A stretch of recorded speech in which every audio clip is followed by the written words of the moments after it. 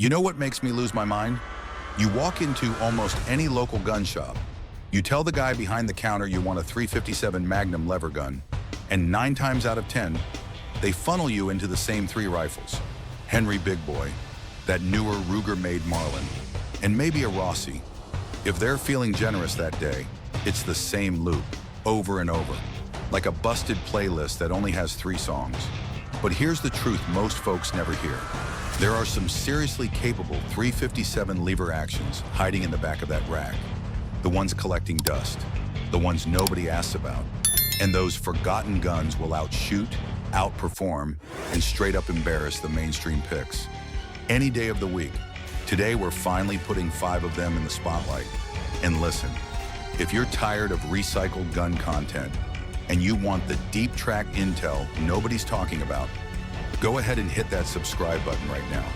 Most of you watching aren't subscribed, and that means you're missing these deep dives every single week.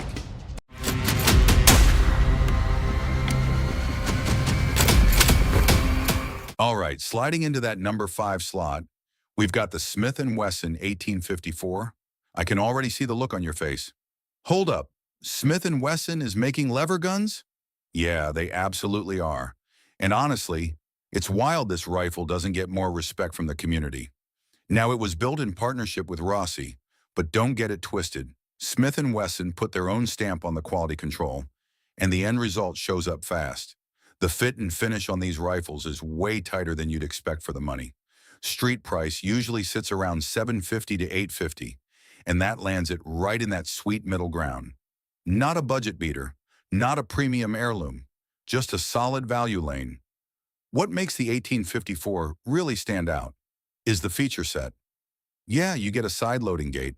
That's expected.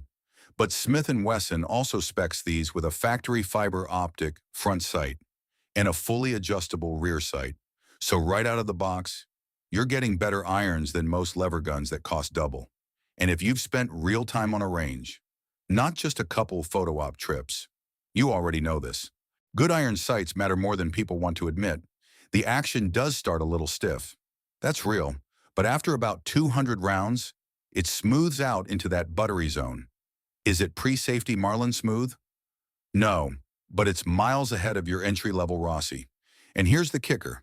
This thing runs a 20-inch barrel with a 1 in 6 twist rate. That twist is set up for heavy caliber bullets, so if you're hand-loading 180 grain hardcast lead over H110 powder, this rifle can absolutely surprise you with its groups at 150 yards.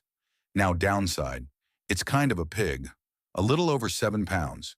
And the wood furniture, it's fine, but it's not winning any beauty pageants. Still, if you want a dependable shooter, one that won't wreck your wallet, and one that actually performs when you lean on it, the 1854 deserves a real second look. And I'll be honest, I genuinely don't get why Smith & Wesson isn't marketing this harder.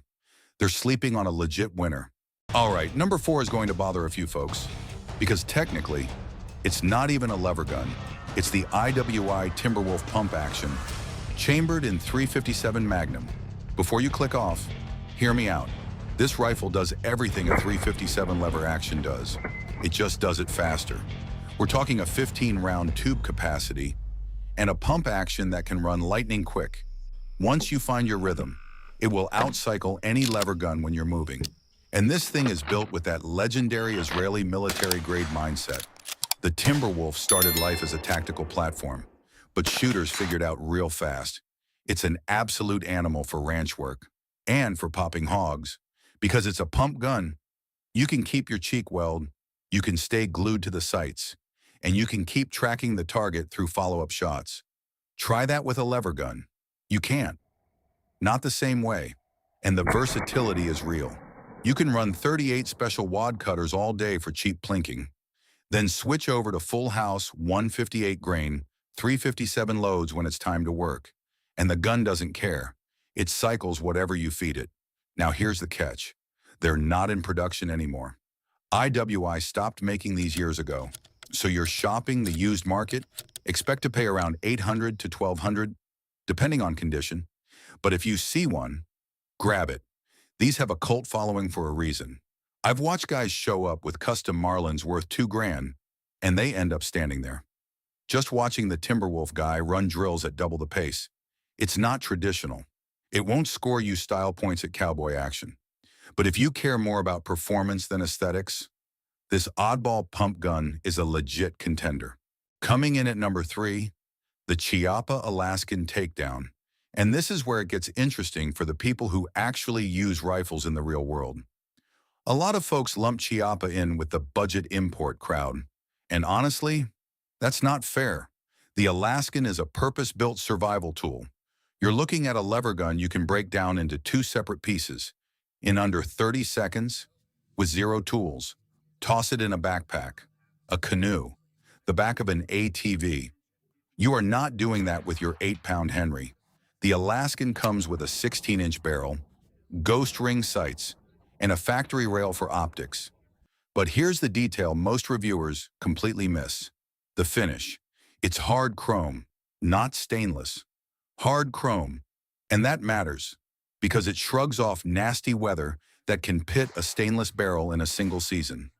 If you've ever hiked a rifle through wet brush or spent time around salt water, you already know how valuable that is. Empty, it's about 5.5 pounds. That's a full 2 pounds lighter than most .357 lever guns. And trust me, after 6 hours carrying a rifle in the woods, those 2 pounds start feeling like 10. Now, the takedown system isn't perfect. If you mount an optic on the receiver, you're going to lose 0 when you break it down. That's just physics. You'll need to re-verify every time you reassemble it. But if you're running iron sights, it's rock solid. And let's be real, if you're using this rifle the way it was meant to be used, you're probably running irons anyway. Quick sidebar: if you're getting value out of this and you still haven't subscribed, what are we doing? Hit that subscribe button. It takes 2 seconds. Back to the Alaskan. Italian quality control is top tier. Chiappa knows what they're doing, but you're going to pay for it. Brand new, you're looking at $1,400 to $1,600. That puts it right in Henry X territory. But here's the difference. The Alaskan is built for the guy who beats on his gear. The Henry X is built for the guy who wants to look tactical at the indoor range. If you hunt the backcountry, fish remote rivers, or you want a truck gun that actually fits under the seat, the Alaskan makes sense in ways a traditional lever gun never will. Number 2 is going to stir the pot, but we've got to talk about the pre-safety Rossi R92s on the used market. I know the brand new R92s get mixed reviews. Some guys swear by them, some guys can't get them to run right out of the box. But here's the secret most people miss. The older Rossis, specifically the ones made before they added that ridiculous crossbolt safety, are legitimately excellent rifles. We're talking 2015 and earlier production. These were built in the Rossi factory in Brazil before tourists started messing with the process. Metallurgy was better, quality control was tighter, and the actions were smoother right from the factory. I've got a 2012 R92 myself with a 20-inch stainless barrel that I grabbed for $400, and after about 3,000 rounds, I'm telling you, it's slicker than a JM stamped Marlin. No joke. The extractor is cut right. Carrier timing is dead on. Lockup is tight enough to use as a master gauge. Here's the special sauce. Look for the ones without the safety on top of the bolt. If it has that cross bolt, it's newer production, and quality becomes a coin flip. No safety. That's the one you want. And here's why the old R92 is so good. You can actually use it. Throw it in the bed of the truck. Lean it against a fence post. Let it get rained on. It's a working man's gun. When it gets scratched, you don't lose sleep. When the finish wears, it just gains character. The used market is flooded with these because people bought them, shot 50 rounds, decided they wanted something fancier, and traded up. Their loss, your gain. Clean examples pop up for $450 to $600 all day long. Now, will it need a little work? Maybe. A spring kit is $30, and a quick polish job with a Dremel and some compound takes an afternoon. But that's the deal. You're turning a $600 rifle into something that runs like a $1,200 rifle. That's math I'm happy with. The real downside is parts availability. Rossi customer service is hit or miss, and hunting down original parts can be a headache. But the aftermarket stepped up. Brownells and Midway stock just about everything you'd need. Bottom line, if you spot a pre-safety R92 at a gun show or on a local board, and the price is right, jump on it. These are the hidden gems people keep sleeping on. And finally, at number 1, we've got the rifle nobody talks about, because half the community doesn't even realize it exists. The Browning BLR Lightweight in 358 Winchester. And I know what you're thinking. 358 Winchester isn't 357 Magnum. You're right, but stick with me, because this is where the magic happens. The BLR is a rack and pinion lever gun. No traditional toggle link, no exposed hammer. It's a modern masterpiece. Detachable box magazine, rotating bolt. Think of it like the love child of a lever action and a bolt gun. Browning chambered the BLR in a bunch of calibers, but that 358 Winchester version is the golden ticket, because you can take that action to a competent gunsmith and have it rechambered and rebarreled for 357 maximum. If you don't know 357 maximum, picture 357 Magnum on serious steroids. Same bullet diameter, longer case, about 40% more powder capacity. We're talking pushing a 180 grain bullet at 1,900 feet per second out of a 20-inch barrel. That's 30-30 energy, with less recoil and a flatter trajectory. And because the BLR feeds from a box magazine, you can load Spitzer bullets, pointed tips, so now you're running real ballistic coefficients. Instead of that flat nose compromise every other lever gun forces on you. I know a guy with a custom BLR in 357 maximum for whitetail deer, and he's taking them clean at 200 yards with hand loads. Show me another pistol caliber lever gun doing that. Now, factory BLR rifles in 358 Winchester are basically unicorns. You might see 1 or 2 a year on auction sites, and they'll usually go for $1,200 to $1,800. But if you're dead serious about a 357 class rifle that transcends everything else out there, this is the ultimate sleeper build. Is it practical for the average shooter? Absolutely not. By the time you track down a donor rifle and pay for the custom smithing, you're looking at $2,500 to $3,000.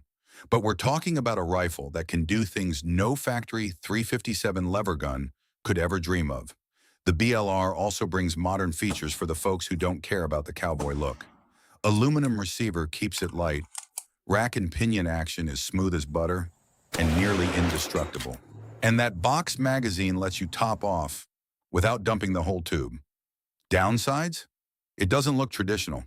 The trigger is just okay out of the box. And if something breaks, you better be friends with the machinist.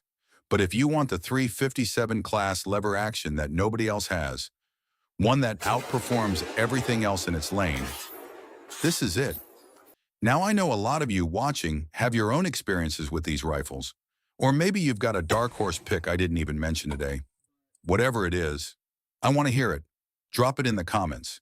And if you enjoyed this deep dive, do me a favor, like the video, subscribe to the channel, and tell me what you want to see next. That stuff genuinely helps the channel grow, and it keeps this kind of content coming your way. Until next time, keep them on the paper and stay safe out there.